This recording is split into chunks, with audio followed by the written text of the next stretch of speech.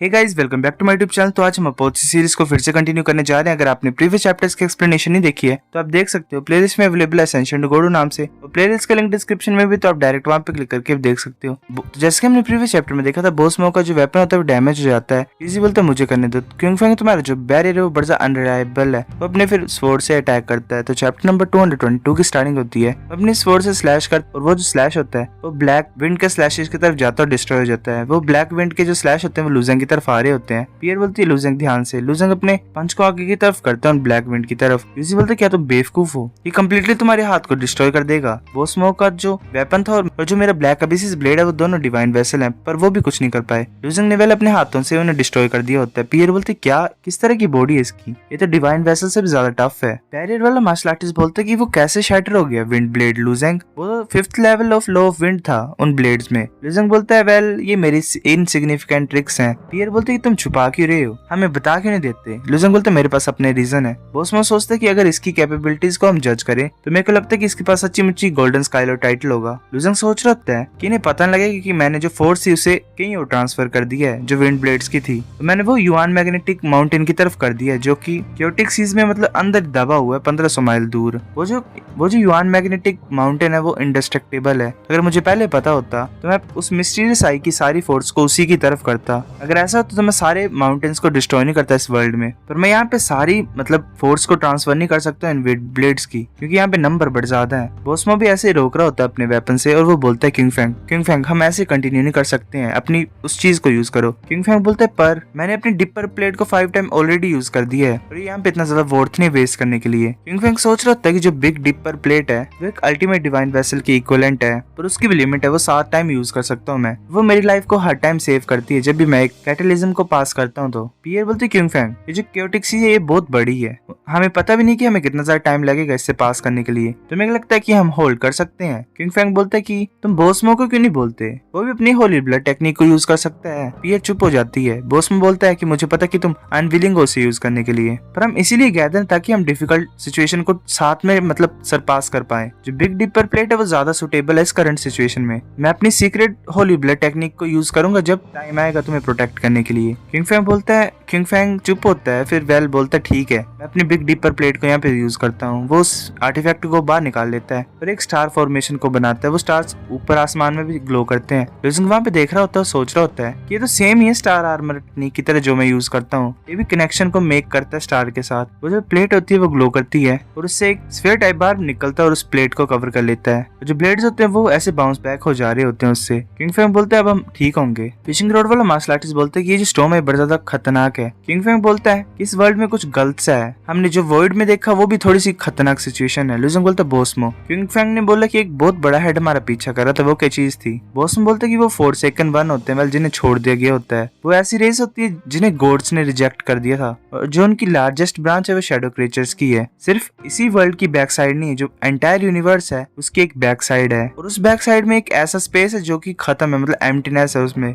जो 4 वंस होते हैं उनके पास ही एब्सोल्यूट पावर होती है शैडो क्रीचर्स में। ऐसे तो वो बैक साइड ऑफ वर्ल्ड को लीव नहीं कर सकते हैं, पर उनके पास बहुत बड़ा इन्फ्लुएंस होता है पूरे यूनिवर्स के ऊपर। लूजेंग बोलता है 4 वंस वो रिजेक्टेड क्यों है, वो इस वर्ल्ड में कैसे एंटर कर रहे हैं। बॉसमो बोलता है कि मुझे भी नहीं पता, जो रैलम लॉर्ड्स और भगवान है उन्हें पूरी सिचुएशन के बारे में पता होगा। मैं स्काई लॉर्ड्स को रिपोर्ट करूंगा, पर ये मेरे ऊपर नहीं है, जो हायर अप्स हैं वो डिसाइड करेंगे इन्वेस्टिगेट करने के लिए। किंग फैंग बोलते हैं देखो हम बाहर निकल आए स्टॉर्म से। वो फिर ऐसे आगे की तरफ डेजर्ट में पहुंच जाते हैं, वो फिर ऐसे आगे की तरफ शोर में पहुंच जाते हैं। लूजेंग बोलता है ये मिडिल डोमेन है, मैं वापस आ गया फॉर गॉड कंट्री से, है ना, मेरे को आधा साल लग गया। वैसे मूव कर रहे होते हैं, नीचे जो मार्शल आर्टिस्ट खड़े होते हैं एक बोल रहा होता है क्या तुमने देखा, वो क्या चीज थी, ये तो बड़ा फास्ट थी। एक मार्शल आर्टिस्ट बोलते हैं हाँ। तो जो इंस्ट्रक्टर आ जाता है वहां पे और बोलता है तुम क्या कर रहे हो, अपनी ट्रेनिंग पे फोकस करो। वो मार्शल आर्टिस्ट बोलते हैं एल्डर कुछ यहाँ से उड़ के गया। वैसे ओरेकल सिटी में पहुंच जाते। बॉस बोलता है यही प्लेस है, जल्दी करो हम तुम्हारा वेट करेंगे। लूजेंग बोलता है ठीक है। लूजेंग बोलता है तुम यहाँ पे हो तो तुम मेरे साथ क्यों नहीं आते हो। तो एक मार्शल आर्टिस्ट बोलता है कि कोई जरूरत नहीं है, हम इंटरेस्टेड नहीं है इस प्लेस में। पियर बोलती है मैं आती हूँ तुम्हारे साथ। लूजेंग बोलता है ठीक है। वो प्लेट से उतरते हैं दोनों और जा रहे होते हैं आगे की तरफ। वहाँ पे बड़े सारे लैंप्स होते हैं, वे लाइट के जो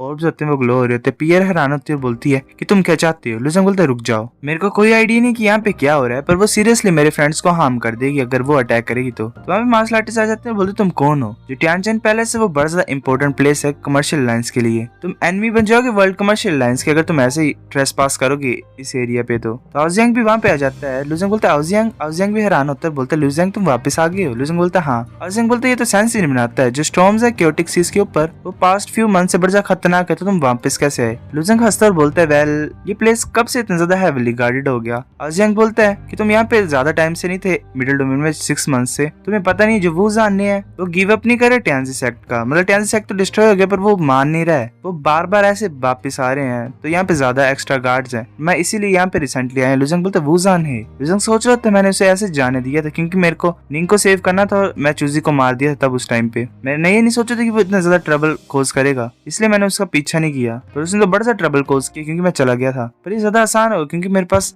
पर ये ज्यादा आसान होगा उसे फाइंड करना क्योंकि मेरे पास वर्ल्ड की विल है, मेरे को पता है वो कहाँ पे छुपा हुआ है, मैं उससे डील करता हूँ जब मैं निंग को सेव कर लूंगा उसके बाद। लूजेंग बोलता मैं समझता हूँ, मैं उसे कुछ घंटे के लिए जीने देता हूँ। आजिंग बोलता क्या कुछ घंटों के लिए। आजिंग सोच रहा होता है कि लूजेंग तो सच्ची में स्ट्रॉन्ग बना हुआ है, इसकी कल्टीवेशन भी लिम्बर एल में पहुंच गई है, पर वूजान को कुछ घंटों के लिए जीने देना ये कुछ ज्यादा नहीं बोल रहा है। उसको फाइंड करने में बड़ा ज्यादा मुश्किल था। लूजेंग स्माइल करता है, वर्ल्ड कमर्शियल लाइंस के हेड भी वहाँ पे आ जाते हैं और बोलते तुम वापस आ गए हो। लूजेंग उन्हें ग्रीट करता है, मास्टर शी पीछे देखता है और बोलता है ये लड़की, वो सोच रहा होता है कि इसकी कल्टीवेशन ना लिम्बर एलम की और ना डिवाइन सीर एलम की, ये तो उससे भी ज्यादा ऊपर है, ये तो मेरी लिमिट ऑफ अंडरस्टैंडिंग से भी ज्यादा ऊपर, ये कौन है। लूजेंग बोलते वेल ये पियर बोलते ये मेरी फ्रेंड है। लूजेंग हैरान होकर उसकी तरफ देख रहा होता है। लूजेंग बोलते चीफ शी, मैं अंदर जाना चाहता हूँ क्योंकि मैंने स्टोन ऑफ लाइफ को ऑब्टेन कर लिया है। लूजेंग अंदर जाता है तो एक जो मेड होती है वो बोलती है मिस्टर लुओ, मास्टर निंग जो है वो अभी जीथर को सुन रही है गार्डन के पीछे, प्लीज हमें फॉलो करो। लूजेंग बोलता है कि क्या जीथर को सुन रही है, क्या वो जाग गई है। मेड बोलती तुम्हें पता लग जाएगा जब तुम जाओगे, तो वो ऐसे अंदर की तरफ जा रहे होते हैं। तो वेल जियोकिन बजा रही होती है जीथर को और निंग ऐसे लेटी होती है। लूजेंग बोलता है जियोकिन ये जेन्युइन एनर्जी से जीथर को प्ले कर रही है और ऐसी साउंड को क्रिएट कर रही है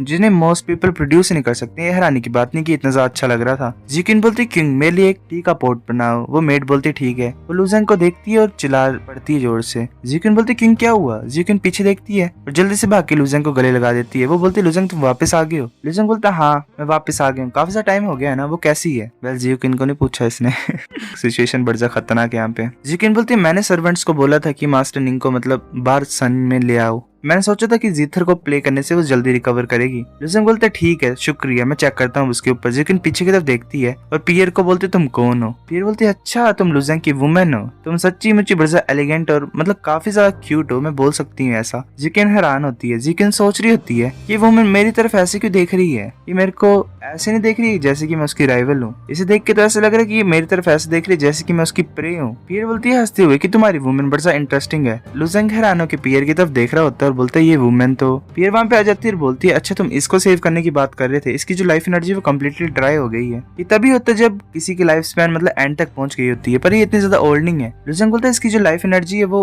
लिम्बो विंड की वजह से खत्म हुई है जो कि नेदर रिवर के ऊपर ब्लो होती है। पियर बोलते क्या लिम्बो विंड, तुम मजाक कर रहे हो क्या। लिम्बो विंड जो होती है वो रूल ऑफ कैजुअलिटी को कंटेन करती है, एक ऐसे पक्का ही मर जाता है अगर वो इसे टच करेगा। तुम ये सर्वाइव कैसे कर पाई। और उसे छोड़ो, ये बताओ मुझे कि लिम्बो विंड को किसने मैनेज किया यूज करने के लिए जो कि नेदर वर्ल्ड में यूज होती है। तो मजाक कर रहे हैं ना। लूजेंग चुप होता है। लूजेंग बोलता है मैं तुम्हें डिटेल्स बता दूंगा, पहले मुझे सेव करने दो। लूजेंग स्टोन ऑफ लाइफ को निकाल लेता है। पियर बोलती है वेल तुम्हारे पास तो बड़ी अच्छी चीज है ये। लूजेंग उसे क्रश करता है और निंग उसे एब्जॉर्ब कर रही होती है। निंग की जो दरारें होती है फेस पे वो कम हो रही होती है, वेल ठीक हो जाती है। लूजेंग बोलते क्या ये उठ क्यों नहीं रही है, ये हो क्या रहा है, जागी क्यों नहीं। पियर सोच रही होती है कि तो बड़ा स्ट्रेंज है, इस लड़की की लाइफ एनर्जी तो पूरी तरह से रिफिल हो गई तो ये उठ क्यों नहीं रही है, चलो मैं चेक करती हूँ इसकी सोल को। वो अपने गुलाब से वेल फिर से कुछ भेजती है और निंग की कंडीशन को चेक करती है और बोलती है वेल वो सोच रही होती है कि वुमेन यार ये वुमेन। वो फिर लूजेंग को माइंड मैसेज भेजती है, बोलती है लूजेंग ये एक्चुअली में जाग चुकी है। लूजेंग बोलता है क्या, तो ये उठ क्यों नहीं रही है। फिर जियोकिन की तरफ देखती है। लूजेंग भी जियोकिन की तरफ देखता है। जियोकिन हैरानी से बोल रही होती है लूजेंग। लूजेंग सोच रहा होता है अच्छा क्या निंगा भी जेलस है, चलो मैं उसे प्रैंक करता हूँ। तो